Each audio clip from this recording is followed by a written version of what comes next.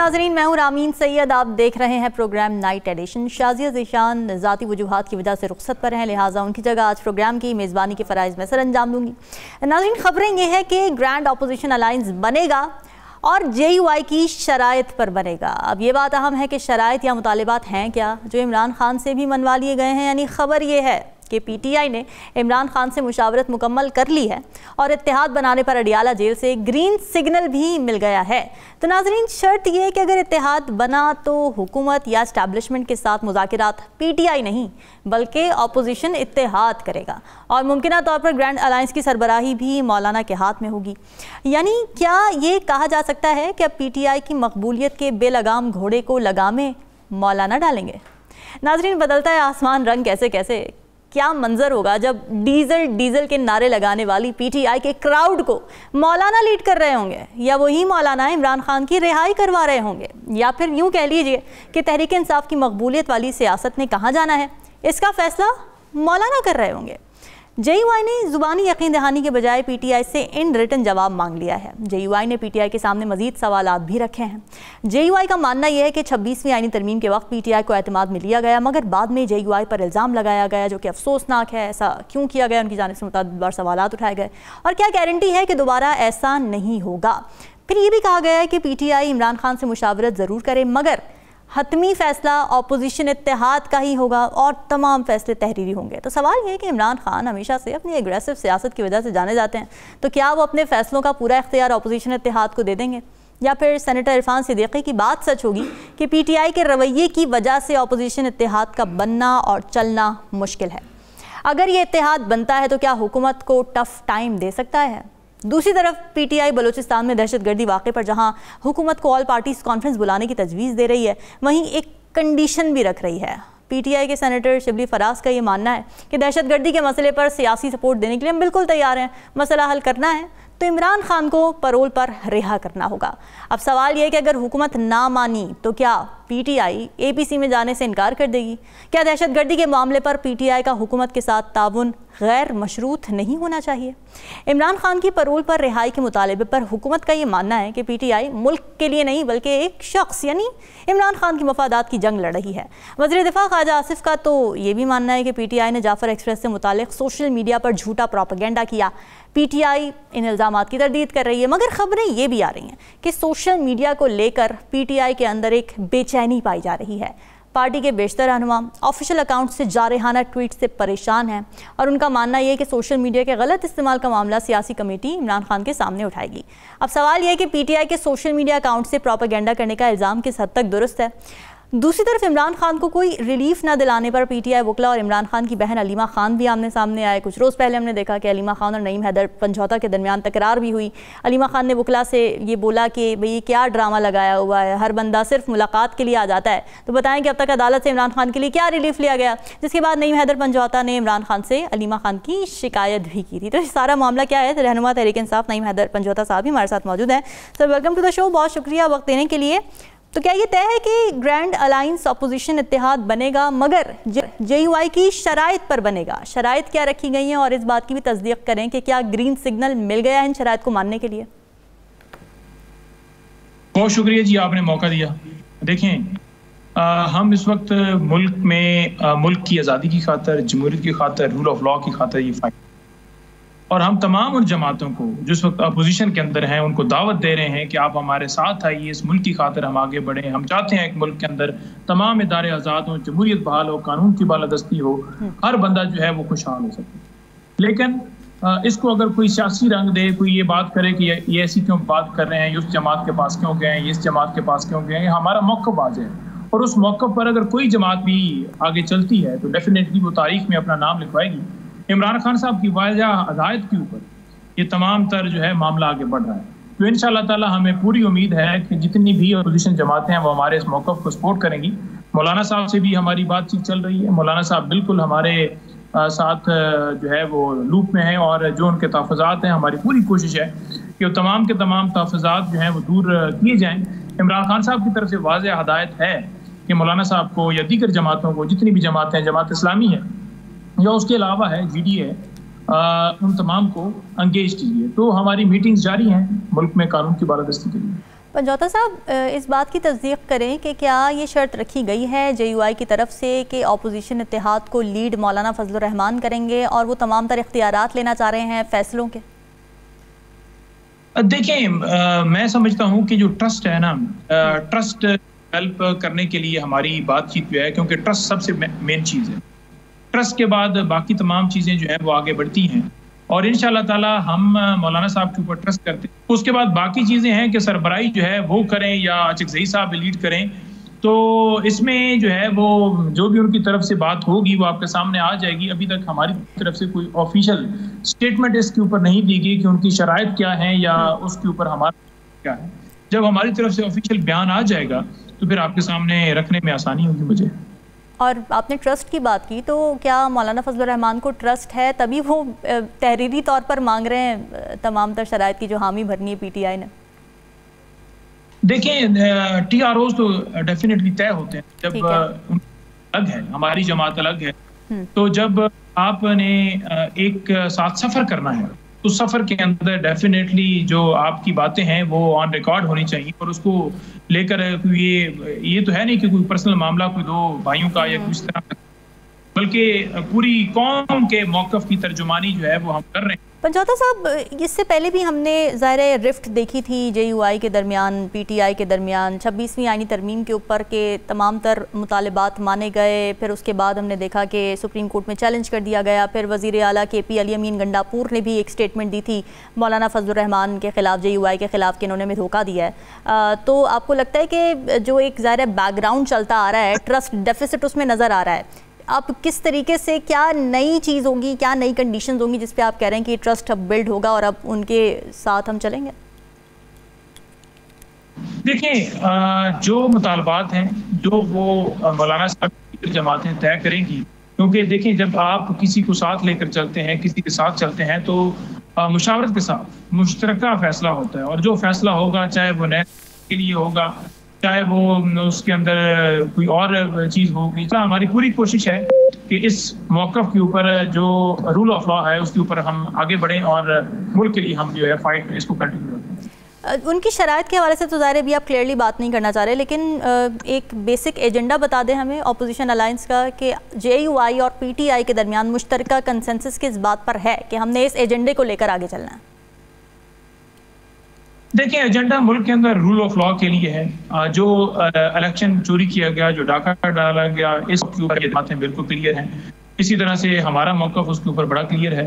इसके अलावा rule of law है, जमहूरियत और इस ऐवान की बालादस्ती है, तो वो डेफिनेटली ये तमाम चीज़ें इसके साथ मनसूब, तो ये तो मौक़िफ़ बड़ा क्लियर है।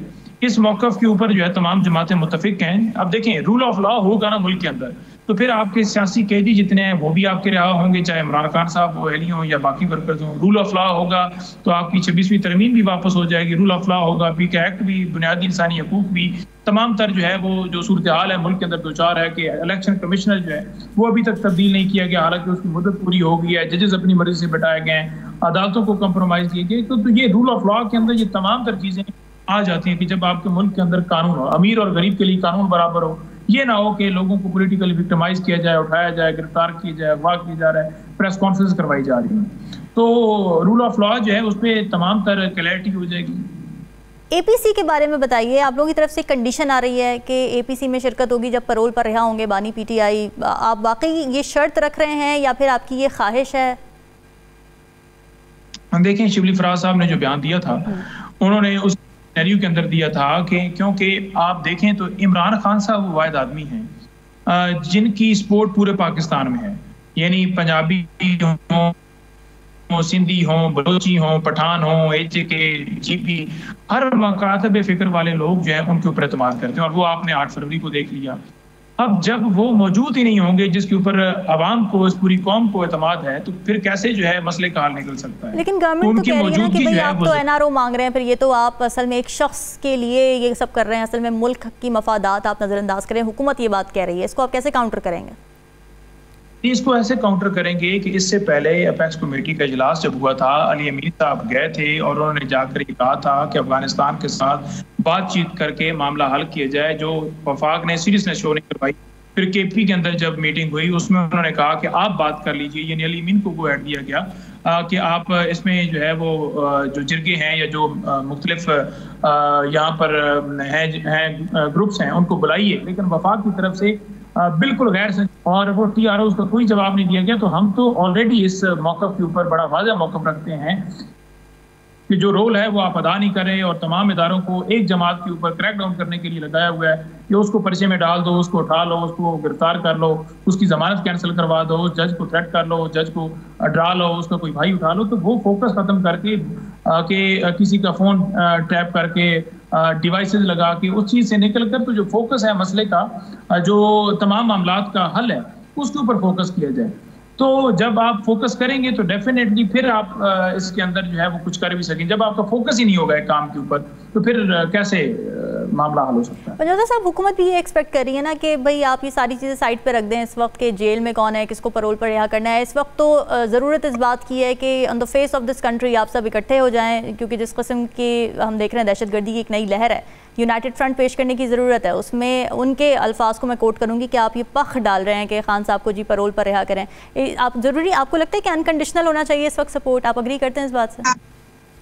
देखें, इससे पहले मैं गुजारिश कर चुका हूँ कि अली अमीन साहब में मौजूद थे और 2 मीटिंग्स जो थी कोई क्या इस तरह का उस वक्त मुतालबा रखा गया था। वो तो उस वक्त जब बात हो रही थी दहशतगर्दी के हवाले से तो उन्होंने आगे से जवाब दिया था कि हम तो बिल्कुल एग्री हैं, आप इसके अंदर रोल ज़रूर अदा कीजिए, आप एग्री नहीं हो रहे। तो वफाक ने सीरियसनेस तो नहीं करवाई। अब जहां बात रहेगी कि आज अगर हालात इस तरह से बिगड़ चुके हैं और जिस तरह ये सानिया हुआ बलूचिस्तान के अंदर, तो ऐसी सारी सूरत हाल के अंदर कि वहाँ पर बलोच मिसिंग पर्सन के हवाले बलोच और बाकी जो मुतालबे रख रहे हैं, तो उसमें इमरान खान साहब का होना इसलिए ज़रूरी है क्योंकि वो क्रेडिबल आदमी है। बाकियों की तो क्रेडिबिलिटी नहीं। काम 47 के मुताबिक शहबाज शरीफ बैठे हुए हैं, बाकी भी तमाम लोग इसी तरह धामली साहब बैठे हैं, तो उनकी क्या क्रेडिबिलिटी है? तो जब एक बंदा क्रेडिबल बैठा होगा उस पर लोग एतमाद भी करेंगे, यकीन भी करेंगे, उसकी दी हुई बात का वजन भी होगा और भरोसा रखेंगे कि वाकई ही जो ये बात कर रहा है, ये बैठा हुआ बंदा हमारे साथ नाइंसाफी नहीं होगी।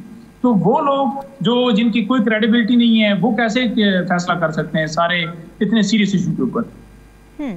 पंजौता साहब, पीटीआई के सोशल मीडिया के ऊपर थोड़ा प्रॉब्लमेटिक हमें इस वक्त सिचुएशन नज़र आ रही है। बहुत ज़्यादा तनकीद हो रही है। हुकूमत ख़ास तौर से जाफ़र एक्सप्रेस का जो वाक़या हुआ इस पर ये आप पे इल्ज़ाम लगा रही है कि आप जो है वो दुश्मन मुल्क की ज़ुबान बोल रहे थे। आपकी जानिब से इस तरह की जारहाना ट्वीट्स की गई पीटीआई की तरफ से। अब पीटीआई ने तो डिसोन किया है काफ़ी सारे अकाउंट्स को, लेकिन आपको लगता है कि पीटीआई की जो सोशल मीडिया पॉलिसी है उसको थोड़ा सा तब्दील करने की ज़रूरत है? और ये भी ज़रा से हमारे पास खबरें आई हैं कि अब अंदर भी पीटीआई के अपने अंदर भी ये बात चल रही है कि इस पर थोड़ा सा कंट्रोल करने की ज़रूरत है, तशवीश पाई जा रही है अंदर। सही है ये बात? देखिए, बात यह है कि पीटीआई ऑफिशियल से तो कोई ऐसी स्टेटमेंट नहीं आई जो कोई किसी मुल्क के खिलाफ हो। हाँ, हम ये ज़रूर इस्लाह की बात करते हैं, मुल्क के अंदर जो कुछ हो रहा है उसकी बात करते हैं। हम ये कहते हैं कि पॉलिसी जो है वो ठीक होनी चाहिए, हम कहते हैं कि फोकस उनका ठीक होना चाहिए, हम कहते हैं कि मामलात को इस तरह से लेकर चलें तो बेहतरी हो सकती है। तो इस्लाह उससे पहले हम मजम्मत करते हैं, उस पर अफसोस भी करते हैं और फिर इस्लाह की भी बात करते हैं। पाकिस्तान की सबसे बड़ी जमात अगर वो इस्लाह की बात ही ना करे तो फिर उसने क्या बात करनी है? तो पाकिस्तान की अवाम अगर सपोर्ट कर रही है पीटीआई को, तो पीटीआई का मौक़िफ़ ऐसा है तो सपोर्ट कर रही है ना। 8 फरवरी को आपने देख लिया, अगर हमारा मौक़िफ़ गलत होता, अगर हमारे ट्वीट्स गलत होते, अगर हम गलत जगह पर स्टैंड कर रहे होते तो पाकिस्तान की अवाम जो है वो ना खड़ी होती साथ। यानी मुझे दिखा देना कि ये कहते हैं ना कि इमरान खान ने गुमराह किया, तो नवाज शरीफ साहब आप अवाम को गुमराह कर लीजिए, शहबाज शरीफ साहब आप अवाम को गुमराह कर लीजिए। आपने तो कहा था कि वोट को इज्जत देनी है और फिर आपने वोट को वो इज्जत दी कि लोगों के ऊपर गोलियां तक आपने चला दी, सिर्फ किस लिए कि इक़्तिदार की खातिर। इक़्तिदार की खातिर ये लोग बैठे हुए हैं। इमरान खान आज जेल में इक़्तिदार की खातिर नहीं बैठा, क्योंकि दूसरी तरफ देखें तो इक़्तिदार की खातिर इस तरह से ये लोग बैठे हैं कि आप गोली चला दो, पीके एक्ट लेकर आ जाओ, 26वीं तरमीम कर दो, लोगों को उठा लो, अगवा कर लो। जो कुछ पाकिस्तान के अंदर आज तक हुआ है वो किस वजह से हुआ है? इसलिए कि ताकि इक़्तिदार बरकरार रहे। और वो इमरान खान जो आज भी असूल पे खड़ा है, वो बाहर निकल सकता है डील करके, वो लंदन भी भाग सकता है, लेकिन वो नहीं भाग रहा। वो अपने मौके पर कायम है। वो कहते हैं हमारे अदारे आज़ाद हो, वो कहते हैं हमारी खारजा पॉलिसी आज़ाद हो, वो कहते हैं कि हम शान से जिए, हम इज्जत से जिए। तो इसलिए वो अंदर जेल में है। तो आपने उसकी बीवी को जेल में इसलिए डाला ताकि उसके ऊपर प्रेशर डाला जा सके, उस पर दबाव डाला जा सके। वो टूट नहीं रहा, लेकिन ये तमाम तरह हथकंडे कर लें तो ना इमरान खान, ना उनके लिए, और ना ही पाकिस्तान तहरीक इंसाफ का एक वर्कर भी तोड़ सकते हैं। और सपोर्ट इमरान खान को हासिल है, और इंशाल्लाह ताला ये जुल्मत की रात देर नहीं चलती, ये हक का सूरज जो है वो तुलू होगा और फतह इस अवाम की होगी, पता सच की होगी। वो ठीक है मंजौता साहब आपकी बात, लेकिन आप are you satisfied with the existing policy of social media? जो कंटेंट हमें नज़र आता है, हम देखते हैं ना कि इस तरह के मौक़ों पर हमें पोलराइजेशन मज़ीद नहीं चाहिए होती है। हमें ये चाहिए होता है कि एक जो नैरेटिव चल रहा है, ज़ाहिर दहशतगर्दी के खिलाफ जंग चल रही है, उस पर एक यूनाइटेड फ्रंट हमें नज़र आए। बट सोशल मीडिया पर जिस तरह का कॉन्टेंट और प्रोपेगेंडा का जो हुकूमत इल्ज़ाम लगा रही है, आपको लगता है कि ये मज़ीद एक डिवाइड पैदा करता है, पोलराइज कर रहा है सोसाइटी को, या आप सेटिस्फाइड है कि ये ठीक है, इससे कोई फ़र्क नहीं पड़ता? देखें, जो गुमनामी अकाउंट है ना, जिनका यानी पीटीआई से कोई वास्ता है, वो पता नहीं किस किस बना दिए के लोगों ने भी बना दिए, और भी ऐसे गुमनाम अकाउंट हैं जो हमें भी गालियां दे रहे होते हैं, तरह की चीजें कर रहे होते हैं, जो हम रिपोर्ट भी कर रहे होते हैं। ठीक है, पीटीआई ऑफिशियल से मुझे दिखा दें कि कोई एक स्टेटमेंट जो फलाह के अलावा हो, जो मुल्क में जो इस्लाह है उसके अलावा हो, तो मुझे दिखा दें। कोई ऐसी स्टेटमेंट नहीं है। अगर ये कहना कि मरीम नवाज साहिबा आप टिकटॉक ना बनाएं, अगर ये कहना कि जनाब आप आवाम के मसाइल पर तवज्जो दें, अगर ये कहना लंदन अपार्टमेंट्स जो हैं उसकी रसीदें आपने नहीं दी, अगर ये कहना कि गंदम आपका नाम आया है, अगर ये कहना कि आपके दुबई लीव्स के अंदर नाम आया है, अगर ये कहना कि आप डील के जरिए आकर, अगर कि आप सिर्फ और सिर्फ ये है अपनी जेबें बनाना, माल बनाना और ठेके लेना, सारा कुछ करना, तो उनको तकलीफ देता है कि डिजिटल दहशत है, तो आप क्यों ना कहें, अवाम क्यों ना बात करे, अवाम बात करेगी। आपको तकलीफ इसलिए हो रही है क्योंकि आप ये सारा कर रहे हैं और आप चाहते हैं कि आपके ऊपर तनकीद। ये पीका लॉ क्यों लेकर आए, ये किस वजह से लेकर, इसलिए ताकि बात रखी। आर्टिकल 19 आपको हक देता है कि आप बात कर सकते हैं, आप इज़हार राय का कर सकते हैं, लेकिन क्या पाकिस्तान के अंदर आज़ादी राय है? आर्टिकल आपको हक देते हैं आप एहतजाज कर सकते हैं, क्या पाकिस्तान के अंदर एहतजाज का हक है? आर्टिकल 17 आपको देता है कि आप एसोसिएशन बना सकते हैं। क्या पाकिस्तान के अंदर कोई राइट ऐसा अवेलेबल है जो आइन के मुताबिक आपका हक है? यहाँ तो लोगों को रहने के, उनका सांस लेने के ऊपर जो है वो आप टैक्स लगा रहे हैं। तो उसके बाद आप कहते हैं कि कोई बात ना करे, कोई तनकीद ना करे, कोई ट्वीट ना करे, कोई जिक्र ना करे। लोग बात करेंगे और आप बर्दाश्त कीजिए, और इंशाल्लाह ताला वो वक्त आएगा जब आप जो है उस कटहरे के अंदर खड़े होंगे, क्योंकि आपने मुल्क को लूटा है और आवाम जो है उसका राज होगा। यानी मैं आपसे एक दफ़ा फिर पूछ लेना चाहती हूँ कि ये मामला खान साहब के सामने उठाने का अभी पार्टी के अंदर कोई इरादा नहीं है कि सोशल मीडिया की पॉलिसीज़ पर हमें नज़रसानी करने की ज़रूरत है? नहीं, कोई ऐसा है ही नहीं कि हमारे कोई ऐसी है ही नहीं। इसको क्यों ऐसा ये प्रोपोगेट किया जा रहा है कि अच्छा, ताकि एक नैरेटिव बिल्ड किया जाए कि ये कहीं दहशतगर्द हैं या दहशतगर्दों को सपोर्ट करते हैं। हमने मजम्मत की है, नवाज शरीफ के अपने अकाउंट से एक मजम्मत वाला लफ्ज भी नहीं आया। उसने ट्वीट किया, उस ट्वीट के अंदर मजम्मत लिखा ही नहीं है। नवाज शरीफ 2017 के बाद एक स्टेटमेंट इंडिया के खिलाफ नहीं दी, तो ये कौन के आने बाने किसके साथ मिलते हैं? आप हमें घर बैठे हुए इल्जाम लगा रहे हैं कि इसराइल के एजेंट। ये कैसे इसराइल के एजेंट हैं जिनके आप पेपर रिजेक्ट करवाने के लिए ऑक्सफोर्ड यूनिवर्सिटी के अंदर जाते हैं कि वो तो मुहब्बे वतन पाकिस्तानी है, वो तो पर्दे की बात करता है, उसके पेपर रिजेक्ट। ठीक है, बहुत शुक्रिया। रहनुमा पीटीआई नईम हैदर पंजौता साहब मौजूद थे, बहुत ही इंपॉर्टेंट उन्होंने पॉइंट्स उठाए हैं। और अब सोशल मीडिया के हवाले से अब उन्होंने यही बात की है कि अभी इस पॉलिसी पर कोई नज़रसानी करने नहीं जा रहे हैं, जबकि मौलाना फजलुर रहमान के साथ जो इत्तेहाद बनने जा रहा है उसकी भी शराइत अभी तक सामने नहीं आई हैं। वापस आते हैं ब्रेक के बाद, स्टे विद अस।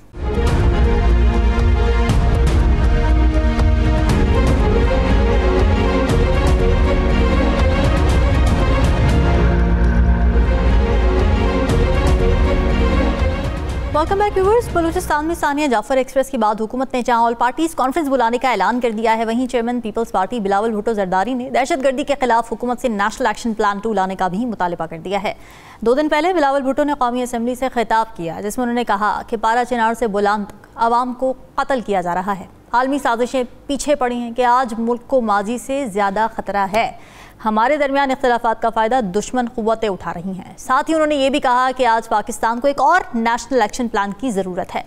नए नेशनल एक्शन प्लान का मुतालबा एक ऐसे वक्त में सामने आ रहा है जब KP से लेकर बलूचिस्तान में दहशतगर्दी के वाक़यात बढ़ रहे हैं और हुकूमत पर एतराज़ उठ रहा है कि वो नेशनल एक्शन प्लान में मुकम्मल अमल दरामद करवाने में नाकाम रही है।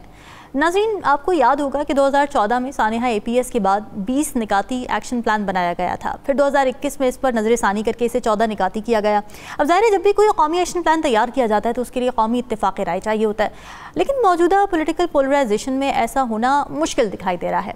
कौमी असम्बली में ही देख लें, दहशतगर्दी के खिलाफ मुतफ़िक़ा मज़म्मत करारदाद मंजूर तो हुई, मगर उसके बावजूद हुकूमत और PTI एक दूसरे के खिलाफ पॉइंट स्कोरिंग करते हुए नजर आए।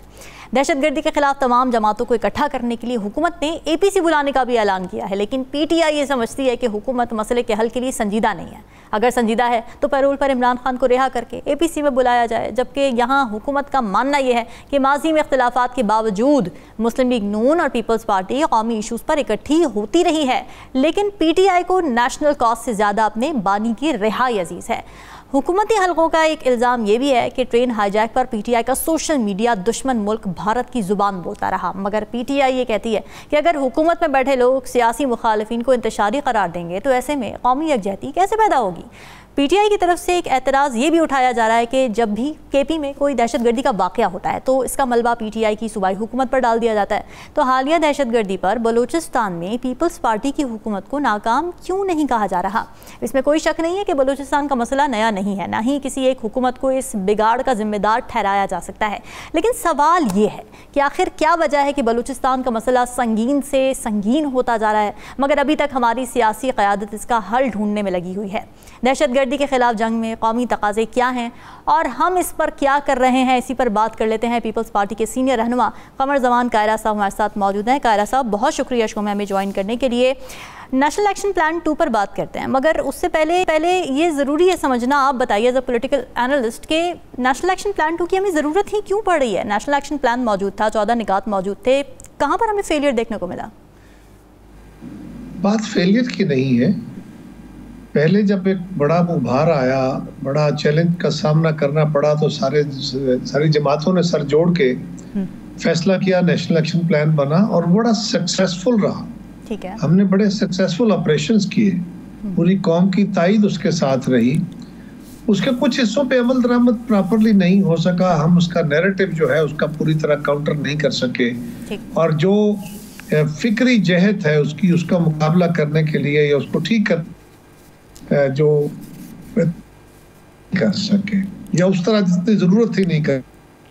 तो आज चैलेंजेस और बढ़ गए हैं, तो ये सोचते हुए कि इस वक्त भी एक नेशनल एक्शन प्लान की जरूरत है, और वो नेशनल एक्शन प्लान को यानी एक्शन प्लान 2 कहा गया कि पहले एक आया था, एक और बनाया था। तो वो इसीलिए कहा गया, मुतालबा इसीलिए है कि पहला जो प्लान था वो बड़ा सक्सेसफुल रहा।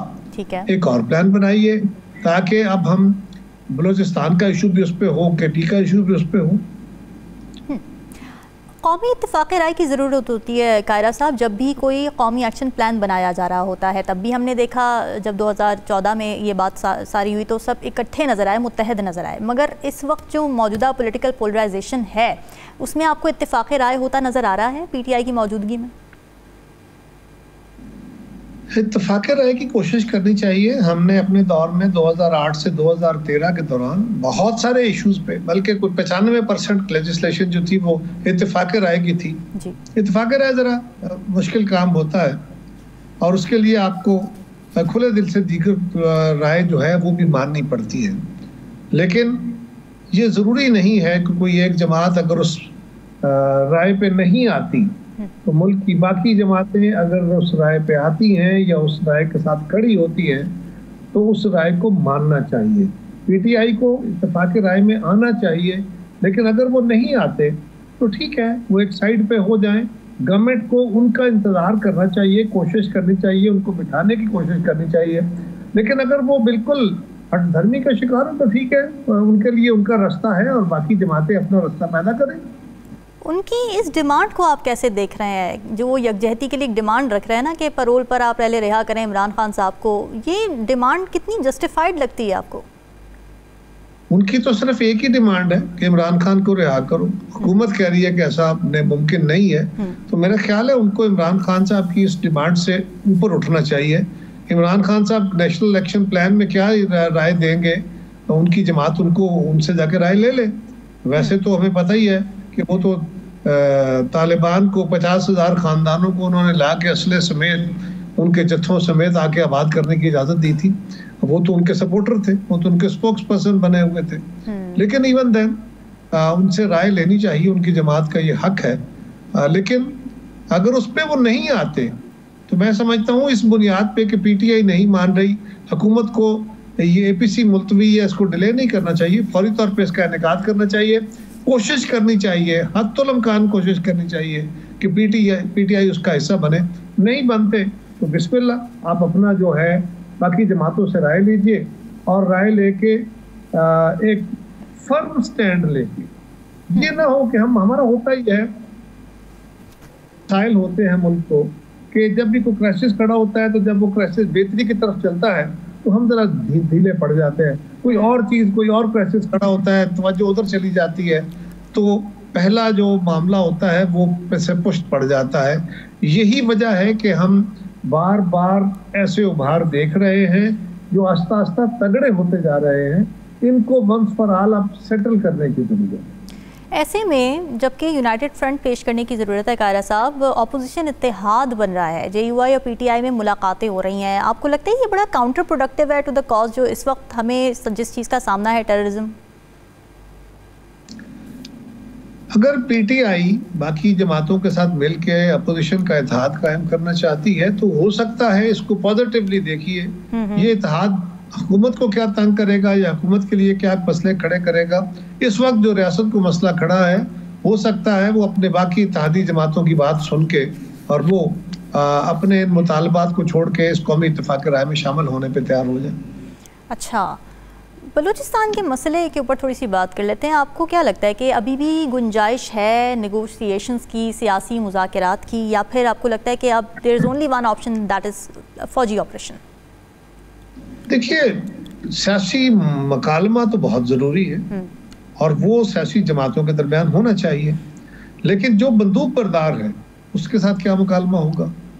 उसके साथ तो बंदूक की ज़बान में बात करनी होगी। वो तो चंद लोग हैं, वो बलूचिस्तान के अवाम के नुमाइंदा नहीं है और वो अपनी राय, अगर लोगों के राय बंदूक के जोर पे छीनना चाहते हैं तो जिस तरह हम तालिबान के खिलाफ भी लड़ना होगा, क्योंकि बंदूक बरदार जो है ये बंदूक के जोर पे अपनी राय मनवाने वाला, वो तालिबान हो, बलोच कौम परस्त हो, वो किसी सूरत काबिल कबूल नहीं है।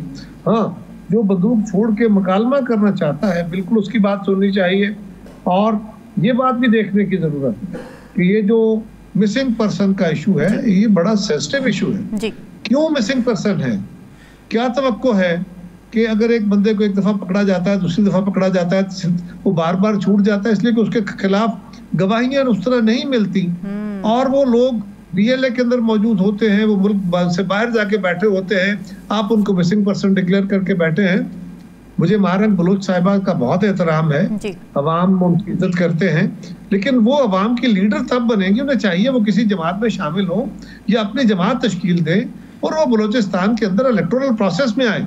ये फैसला कर लेना कि अगर आपने अवाम से बात कर दी है तो जमहूरियत तो अवाम से बात करती है, जमहूरियत सरदार से बात नहीं करती, सरदार से तो अथॉरिटेरियन रूल बात करता है, वो तो फिर जमहूरी निज़ाम नहीं मांगता ना। तो आपको ये फैसला करना पड़ेगा।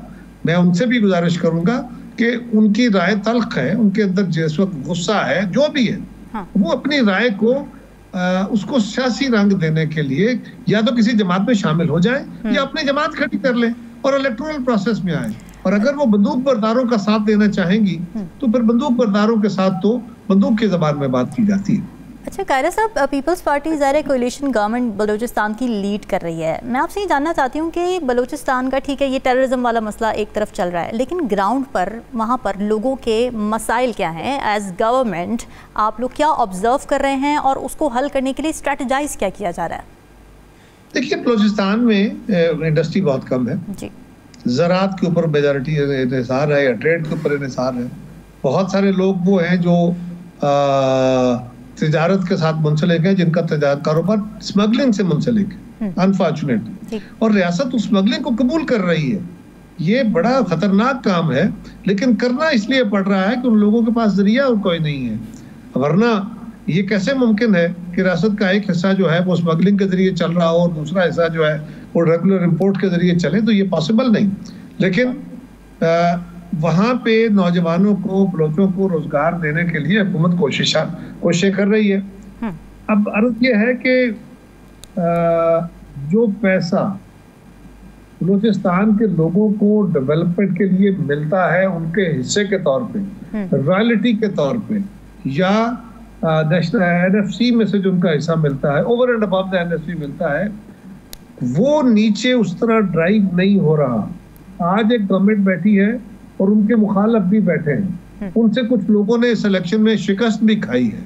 सो ये सारे लोग इस प्रोसेस का हिस्सा हैं और ये बलोच हैं और ये पंजाबी नहीं है, ये सिंधी नहीं है और बलूचिस्तान के लोगों के नुमाइंदे हैं। ये भी अपने अपने इलाके के सरदार हैं और इनको अगर ये इल्जाम है कि जिनको किसी और की ताईद हासिल है, तो जो इससे पहली गवर्नमेंट थी उसको किसकी थी? जो डॉक्टर मालिक साहब की गवर्नमेंट थी उसको किसकी थी? ये बलूचिस्तान के ही लोग हैं। लिहाजा इस मामले को सियासी डायलॉग, संजीदा लोगों से डायलॉग करने की जरूरत है, बिल्कुल करने की जरूरत है। लेकिन ये बात वहाँ की अशराफिया को भी देखने की जरूरत है कि अब ये सरदारी निज़ाम के तहत नहीं, अगर आपने जमहूरियत की बात करनी है तो फिर सरदार से नहीं, फिर अवाम से बात करनी होगी। वहाँ के नौजवानों के क्या मसाइल हैं? क्योंकि नेशनल एक्शन प्लान जब बना था तो उसमें भी ये बात हुई थी कि नौजवानों को कौमी धारे में लाया जाएगा ताकि शिद्दत पसंदी की तरफ राग़िब होने से उन्हें बचाया जा सके, उन्हें फैसिलिटेट किया जाएगा, ज़ाहिर है पढ़ाई लिखाई, कारोबार, रोज़गार। आपको लगता है कि अब ज़ाहिर है इस वक्त तो पीपल्स पार्टी के, मगर उससे आपसे पहले भी जो वहाँ पे गवर्नमेंट्स थी, इस चीज़ के लिए काम हुआ और क्या पीपल्स पार्टी इस वक्त इस बात पर फोकस कर रही है? हमने जब आगाज़ हुकूक बलूचिस्तान किया था तो उसमें सिर्फ रिसोर्सेज नहीं दिए थे, बल्कि जो फेडरल महकमों के अंदर बलोचों का कोटा बनता है और वो पूरा नहीं है, उनकी नौकरियां पूरी करने की बात की थी, प्रोविंशियल गवर्नमेंट में मजीद स्पेस पैदा करने की बात की थी, रोजगार के नए जराए पैदा करने के लिए गवादर को आबाद करने की कोशिश की थी। अब अगर उनके लोग वो रिसोर्सेज नहीं पैदा होने देना चाहते, वो वहाँ पे फॉरेन इन्वेस्टमेंट नहीं आने देना चाहते, वो चाइनीज इंजीनियर्स के ऊपर हमले करके उनको इस खित्ते के अंदर काम नहीं करने देना चाहते, तो वो जुल्म तो बुनियादी तौर पे बलोच अवाम से हो रहा है। क्योंकि वहाँ पे अगर ट्रांसपोर्ट चलेगी, अगर वहाँ पे इंडस्ट्री लगेगी, अगर वहाँ पे पोर्ट आबाद होगी, ट्रेड चलेगी, तो बलूचिस्तान के लोगों को फायदा होगा, उनको रोजगार मिलेगा। गवर्नमेंट को कोशिश करनी चाहिए कि जो फेडरल गवर्नमेंट में या प्रोविंशियल गवर्नमेंट में उनका शेयर है बलोच भाइयों का, बहनों का, वो उसके लिए फौरी तौर पे शॉर्टकट करते हुए कोई उनको इंटीग्रेट करें, उनको रोजगार सरकारी तौर पे भी दिए जाए और प्राइवेट सेक्टर में भी ऐसी फैसिलिटी दी जाए, क्योंकि उसके लिए अमन कायम होना जरूरी है। और तीसरा, जो फेडरल गवर्नमेंट से डेवलपमेंट के प्रोजेक्ट आते हैं उसके ऊपर भी मैं ये कहूँगा कि हमारे जो कौम परस्त हैं या जो महारंग साहिबा हैं या इस तरह के जो लोग हैं जिनकी बात लोग सुन लेते हैं, उनको चाहिए ना कि उस पर भी बात करें कि वो पैसा जो बलोच अवाम का है, जो अवाम का फेडरल गवर्नमेंट की तरफ से शेयर आता है सूबे का, वो पैसा नीचे क्यों नहीं लग रहा? बिल्कुल ठीक बात है। स्क्रूटनी की ज़रूरत है, अकाउंटेबिलिटी की बहुत ज़्यादा ज़रूरत है। कमर ज़मान कह रहा साहब, सीनियर रहनुमा पीपल्स पार्टी, हमारे साथ मौजूद थे। आपके वक्त का बहुत शुक्रिया। नाज़रीन, वापस आएंगे एक ब्रेक के बाद। स्टे विद अस।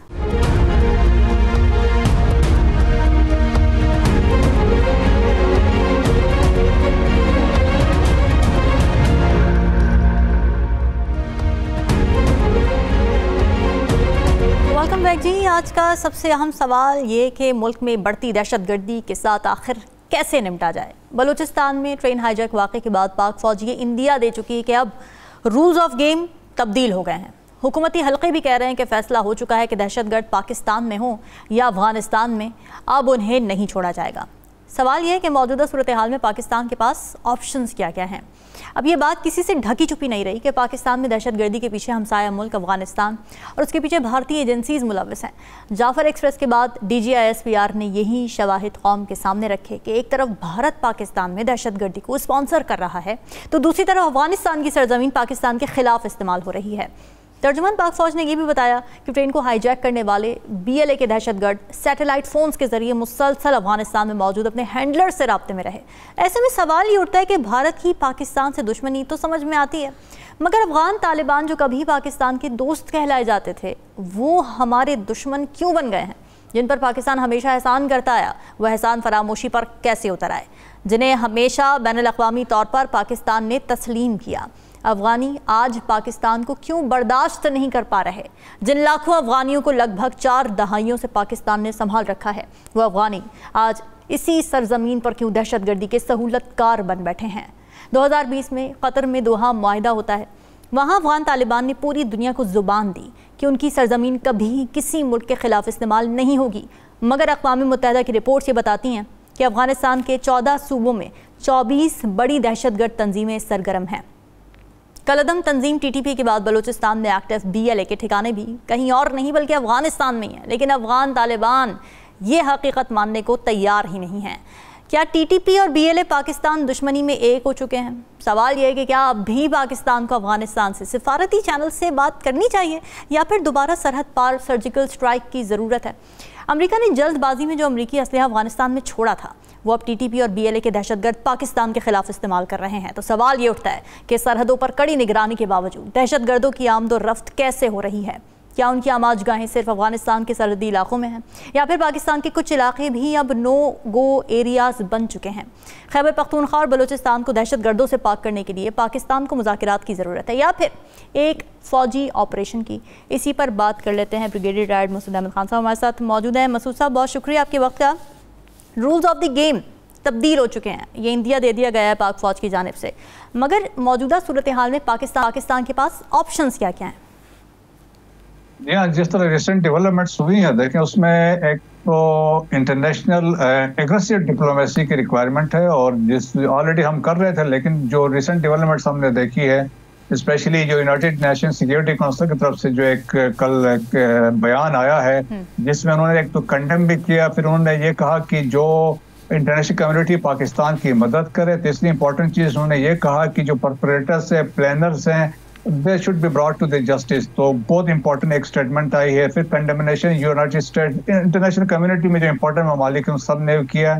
सो पाकिस्तान के पास अब एक अपॉर्चुनिटी है कि हम इसको यूनाइटेड नेशन सिक्योरिटी काउंसिल में लेके जाएं और जिसमें चीन की मदद से भी हमारे पास एक अपॉर्चुनिटी है टू एक्सपोज इंडिया, क्योंकि ऑलरेडी 5 हम डोजियर्स जमा करा चुके हैं, हमारे पास एविडेंस है। इंडिया ऑलरेडी टेरर जो एक्सपोर्ट कर रहा है इंटरनेशनली ट्रांसनेशनल रिप्रेशन में, तो वो ऑलरेडी एक लाइमलाइट पे है, तो एक वो फैक्टर है। सेकंड इंपॉर्टेंट चीज़ जो है, हमारे ऑलरेडी जो DGISPR ने कहा है कि रूल्स जो हैं वो अभी तब्दील हो चुके हैं। So the war will be taken to the place जहाँ से ये ओरिजिनेट कर रहा है। सो अफगानिस्तान में बेसिस हैं, कैंप्स है, वहाँ पे वेपन्स है, इक्विपमेंट है। नॉट ओनली फितना और ख्वारिश वहाँ से ऑपरेट कर रहा है, ब्रास वाले भी काबुल में भी मौजूद हैं, कंधार में है, हिलमंद में है, जाबुल में है, वहाँ से ऑपरेट कर रहे हैं। एक तो उनको भी स्ट्राइक किया जाएगा और बिल्कुल उनके जो फैसिलिटेटर्स है, प्लानर्स हैं, साइट्स है, तमाम स्ट्राइक्स होंगी। और एक और ऑप्शन हमारे पास है कि जो ऑल पार्टीज कॉन्फ्रेंस लाइकली जो अभी होने जा रही है, इसमें गवर्नमेंट ऑफ पाकिस्तान डिसाइड कर सकती है कि जो नेशनल एक्शन प्लान है उसको हम रिविजिट कर सकते हैं विद एक नेशनल कंसेंसस। ये जो 2 तंजीमें पाकिस्तान के ख़िलाफ़ इकट्ठी होती हुई हमें रिसेंटली नज़र आई हैं, TTP का नेटवर्क है, फिर बलोच लिबरेशन आर्मी, इनकी आइडियोलॉजीज़ अलग अलग हैं, इनके कॉजेज़ अलग अलग हैं जिसके लिए काम कर रहे हैं। फिर क्या वो ग्राउंड कॉमन मिला इनको कि पाकिस्तान के ख़िलाफ़ ये दोनों इकट्ठी हो गई? Indian draw, that was the common ground. देखें कि 2018 में इंडिया ने ब्रास बनाई जिसमें बलोच टेररिस्ट आउटफिट जितने भी थे, BLA थी, BLF थी, BRG थी, BRA और BNA, इन सबको मिला के ब्रास बनाई बलोच राजे अजोई संगठन के नाम से। और इनका जो मिशन था बलोचिस्तान को डिस्टेबलाइज करना और स्ट्राइक्स कराची में भी करना। 2020 में उन्होंने ये कंसोर्शियम बनाया जिसमें फितना और खारिज को ब्रास के साथ मिलाया। इन आपस में जो मिलवाने में रा ने कलीदी किरदार अदा किया NDS की मदद के साथ। सो इन आपस में मिला और फिर इसके बाद रिसेंटली अगर आपको याद हो, एक नसरुल्लाह पकड़ा गया था वहाँ पे बलोचिस्तान में, while he was crossing into Chaman. तो वहाँ पे जब वो पकड़ा गया तो उसने यही बयान दिया था कि वो उसकी सारी मूवमेंट थी वो फैसिलिटेशन जो करवाई BLA ने करवाई। और उसने ये भी बताया था बशीर ज़ैद जो है कि वो काबुल में मौजूद है। तो ये देखिए इनके आपस में लिंक है। और ये सुसाइड जो हमले भी हुए हैं, तो आप इसमें भी इनके पीछे फितना और खारिज की एक आइडियोलॉजी इसमें शामिल है। सो डिफरेंट है लेकिन मकसद एक है। प्रॉक्सी से दोनों ये सब जो है, चाहे फितना और खारिश है, चाहे जो BLA वाले हैं या ब्रास के लोग हैं, पीछे राह है, अफगानिस्तान के फैसिलिटेशन शामिल है। अल्टीमेटली एम जो है डिस्टेबलाइज पाकिस्तान। ये जो एक बहाना दिया जाता है मुसलसल, जब पीसफुल प्रोटेस्ट भी किए जा रहे होते हैं बज़ाहिर बलूचिस्तान में, तो ये बहाना कि जी हम एहसास महरूमियत का शिकार हैं, हमें पसमानदगी है, हमारे पास एजुकेशन नहीं है, ये सारी चीज़ें। लेकिन जब दहशत गर्दाना हमला हो जाता है तो ये बलोच कॉज जिसकी बात की जाती है, ये नलिफाई नहीं हो जाता? जी हाँ, देखिए ऐसा तो बलूचिस्तान में ऐसे एहसास मरहूमी की कोई बात नहीं है। अभी जितने वहाँ पर डेवलपमेंट प्रोजेक्ट्स हैं, चाहे रेकोडिक है, सैंडिक है या गवादर पोर्ट है, 80% जो एम्प्लॉयमेंट जॉब्स हैं मकामी बलोचों के पास है। बलूचिस्तान में मैं खुद 10 साल से ऊपर रहा हूँ। वहाँ पे 25,000 किलोमीटर के रोड्स हैं, 8 बड़ी हाईवेज हैं, 900 के करीब हॉस्पिटल्स हैं, 13 बड़े जनरल हॉस्पिटल्स हैं, 5 मेडिकल यूनिवर्सिटीज़ हैं, कॉलेजेस हैं, एडेड कॉलेजेस है, सो मैनी थिंग। वहाँ पे इतने सारे डेवलपमेंट है। सिंस ये देखें कि ये जो लोग हैं ये अभी एक किस्म के जो यंगस्टर्स को फोकस करके उनको एक्सप्लॉइट कर रहे हैं और पैसा बाहर से आ रहा है। जैसे मैंने कहा इंडिया इसमें इंस्ट्रूमेंटल है, तो सच कोई ऐसा मसला नहीं है। बातचीत के लिए भी गवर्नमेंट भी तैयार है, तो लेकिन सिंस ये तो चाहते ही नहीं है, वही तो चाहते हैं कि ऐसी सिचुएशन वहाँ पे क्रिएट हो जिसमें कि पैनिक हो, केओस है, कंफ्यूजन हो, जिसके लिए बाहर से पैसा आ रहा है। जिस तरह जाफर एक्सप्रेस में जो वाक़या है जिसमें इंडियन कनेक्शन है, अफगान कनेक्शन इसमें शामिल है, तो मेरा ख्याल में बहुत सारी ताकतें भी शामिल हैं। और बलूचिस्तान इसलिए देखें एक great game is being played जो बलूचिस्तान में, और उसमें लोगों का इंटरेस्ट है। चाइनीज़ वहाँ पे मौजूद है, साथ ही ईरान मौजूद है, तो उन सबको बहुत सारे ममालिक का इंटरेस्ट, चाइना भी है, अफगान और ईरान भी है, तो वो अफगानिस्तान बलूचिस्तान की सरजमीन को यूज़ करना चाहते हैं, तो इसलिए ये बहुत सारे मसाइल दैट्स वाई वो जनरेट कर रहे हैं। मसूद साहब, नेशनल एक्शन प्लान 2 की अब बाज़गश्त हम देख रहे हैं पॉलिटिकल सर्कल में। नेशनल एक्शन प्लान 1 की अगर बात की जाए तो आपको लगता है कि जो भी निकात उसमें थे उन पर अमल दरामद में कहीं ना कहीं फ्लॉ रहा है, तभी अब हमें नेशनल एक्शन प्लान 2 की ज़रूरत पड़ी? उन फ्लॉज की अगर आप निशानदेही कर सकें।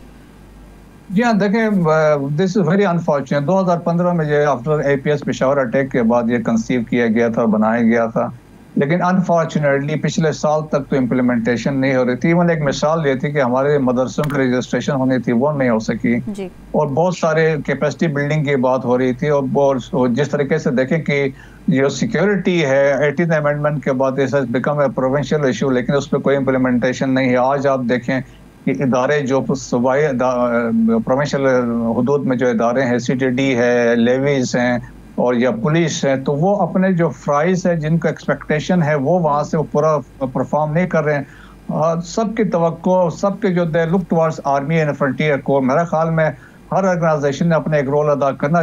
This was national action plan. So मेरे ख्याल में राइटली दिस द रिक्वायरमेंट कि आपस में हमें बैठना चाहिए, ऑल पार्टी जो कॉन्फ्रेंस होती है हमें रिविजिट करना चाहिए और चीज़ें हमें दोबारा अपना एक डायलॉग करने के बाद, नेशनल डायलॉग के बाद हमें एक लाहे अमल तय करना चाहिए कि हमने क्या करना है। और प्रॉब्ली मेरे ख्याल में चीफ ऑफ आर्मी स्टाफ के होते हुए जिन्हें हम राइट डायरेक्शन में लेके जा रहे हैं और वी वांट कि ये चीज़ें सही मानों में इन लेटर एंड स्पिरिट इम्प्लीमेंट हो। नौजवानों को कौमी धारे में लाने की बात होती है बलूचिस्तान के। नेशनल एक्शन प्लान में भी इस चीज़ का तज़किरा किया गया कि कौमी धारे में लाएं ताकि शिद्दत पसंदी की तरफ राग़िब ना हो। आपको लगता है कि हुकूमत की जानिब से उस ज़िम्न में एफ़र्ट्स की गई और वो कारगर साबित नहीं हुई, या फिर एफ़र्ट्स की ही नहीं गई? एफ़र्ट्स तो की गई हैं और एफ़र्ट्स हो भी रही हैं। और इसमें यह है कि बलूचिस्तान में हमने देखा even the present chief minister हैं, इनकी बड़ी कोशिश है कि यंगस्टर्स हैं, देखें मेजॉरिटी जो स्टेक होल्डर्स हैं यंगस्टर्स हैं, उनको एकोमोडेट करना है, उनको स्किल ट्रेनिंग है, जॉब्स वगैरह देने की कोशिश की जा रही है। तो हमें बिल्कुल ये हमें इन पे फोकस करना चाहिए, इनको हमें ऑन बोर्ड यंगस्टर्स को लेना है ताकि वो सही मानों में एक पॉजिटिव एक कंस्ट्रक्टिव रोल बलूचिस्तान के सोसाइटी में अदा कर सकते हैं। एफर्ट्स की जा रही हैं, लेकिन यकीनन इसमें मज़ीद गुंजाइश की ज़रूरत है और कोई महरूमी बिल्कुल नहीं है। लेकिन यह है कि हमें जो मेंबर्स असम्बली है, स्पेशली जब हम बलूचिस्तान की बात करते हैं, देखिए ऑलमोस्ट 65 मेंबर असम्बली है, तो मेरा ख्याल में हम कम ही किसी को देखते हैं वो ग्राउंड में जाके अपने कॉन्स्टिट्यूंसी का विजिट करते हैं या लोगों से इंटरेक्ट करते हैं। So there is a requirement है और कि वो इंटरेक्शन होने चाहिए, हमें ऑन बोर्ड लेना चाहिए खास तौर पे यंगस्टर्स को। और वो तमाम मौके, जिस तरह मैंने कहा एजुकेशन में बहुत सारे अपॉर्चुनिटीज स्पेशली आर्मी ने भी क्रिएट की है, फ्रंटियर कोर ने भी क्रिएट की है, गवर्नमेंट ऑफ बलोचिस्तान ने भी की है। तो मेरा ख्याल में हमें और मज़ीद इसमें यकीनन गुंजाइश की ज़रूरत है, उन सबको हमें ऑन बोर्ड लेके जाना चाहिए। मसूद साहब, आप समझते हैं कि अफगानिस्तान के साथ अब हमें डिप्लोमेटिक पॉलिसी तब्दील करने की ज़रूरत है? जी हाँ, देखिए ऑलरेडी हमारे ख्याल में हमने तमाम ऑप्शन अपने एग्जॉस्ट कर दिए हैं कि हमने तो हर वो मुमकिन कोशिश की है, लेकिन मेरे ख्याल में कि वो समझ लें कि वो एक अफगान तालिबान वो इतना वो अपना आप डीड बन गए हैं। तो अब पाकिस्तान हमें अपने आहिस्ता आहिस्ता वो लेवरेज जो हमारे पास है हमें उनको यूज़ करना चाहिए। और rightly government of Pakistan has taken this decision की जो इलीगल अफगान से उनके डेपोटेशन दोबारा हम स्टार्ट कर रहे हैं। और तो देखें उसमें एक 7-7.5 लाख जा चुके हैं। अब ये जो अफगान सिटीजन कार्ड होल्डर है तकरीबन 9 लाख के करीब है, उनको भी भेजना है। तो डिप्लोमेसी को हम चांस जरूर देंगे, लेकिन थ्रू रीजनल कंट्रीज देंगे। इसमें चाइना है, रशिया है, सेंट्रल एशियन रिपब्लिक से ईरान है, इनके थ्रू हम डिप्लोमेसी करेंगे। डायरेक्ट देखिए अब अफगानिस्तान में अब प्रेजेंट जो अफगानिस्तान में सिचुएशन है, देखें कि हालात बहुत बिगड़ चुके हैं। काबुल और कंदहार में देयर इज अ डिवीजन। और आज की खबर थी कि सराजुद्दीन हक्कानी कोई 2 महीने के बाद अभी मंजर आम पे आए हैं। ही हैज लेफ्ट काबुल और वो अभी खोस्त में अपने जो स्ट्रांग होल्ड में वहाँ पे चले गए हैं। तो और खबरें यही है कि हेबतुल्लाह अखुंज़ादा जो अमीर है उन्होंने उनके पीछे कोई हेड मनी अनाउंस की हुई है। तो बड़े सीरियस सिचुएशन डेवलप हो रही है अफगानिस्तान में। तो आई फोरसी और मैं देख रहा हूँ कि आगे चंद महीनों में या अगले 1 साल में हालात will go out of control. Probably this is the time. Pakistan ने जिस तरीके से टेररिज्म के अगेंस्ट एक किरदार अदा कर रहा है, टेररिज्म के खिलाफ जंग लड़ रहा है, और अमेरिका में एक रियलाइजेशन है पाकिस्तान के रोल की। सो पाकिस्तान को अपना इश्यू लेके जाना चाहिए यूनाइटेड स्टेट्स के पास भी, यूनाइटेड नेशन सिक्योरिटी काउंसिल में भी। और मेरा ख्याल में मुझे तवक्को है कि इंटरनेशनल कम्युनिटी इंटरनेशनल कम्युनिटी से ज़ाहिर है हम उम्मीदें बांधते हैं, लेकिन वो हमारी उम्मीदों पे पूरे उतर नहीं पाते कभी भी। क्या पाकिस्तान के पास आखिरी ऑप्शन यही है कि अब हम उनकी सरजमीन पर, अफगानिस्तान की सरजमीन पर उतरें और वहाँ पर स्ट्राइक्स की जाएँ, सर्जिकल स्ट्राइक्स की जाएँ, या फिर अभी गुंजाइश है मज़ीद बातचीत की? देखें जी, एक तो ये है कि इंटरनेशनल कम्युनिटी को हम यूज़ करेंगे, डिप्लोमेसी को मैंने कहा चांस देंगे, रीजनल कंट्रीज को भी यूज़ करेंगे, सिक्योरिटी काउंसिल को भी यूज़ करेंगे। तो there is one at the same time जब हमने कहा हमने रूल्स चेंज कर दी है, रूल्स ऑफ एंगेजमेंट जो अभी है, जो गेम होगी अब चेंज होगी, तो उसमें we will go for strikes inside Afghanistan. अब जंग हम उधर लेके जाएंगे जहां से जंग हमारे पे मुसल्लत कर रहे हैं। तो देखिए हाइड रोड्स अफगानिस्तान में है, वेपन्स इक्विपमेंट अफगानिस्तान में मिल रहा है, सब कुछ वहां पे फैसिलिटेशन है। अभी आप देख रहे हैं जाफर एक्सप्रेस में जो हमला हुआ है, जो दहशतगर्दी हुई है, तो it is something very sophisticated है और आप इसको समझ लें प्रिसिशन अटैक था। तो ये it is humanly not possible कि चंद दहशतगर्द मिलकर ऐसा प्लान कर सकते हैं। तो it was because of India and Afghanistan जो ये मुमकिन। राइट, आपका पॉइंट आ गया। बहुत शुक्रिया। ब्रिगेडियर अहमद खान साहब हमारे साथ मौजूद थे। प्रोग्राम से अब तक के लिए इतना ही। मुझे दीजिए इजाजत। अल्लाह हाफिज।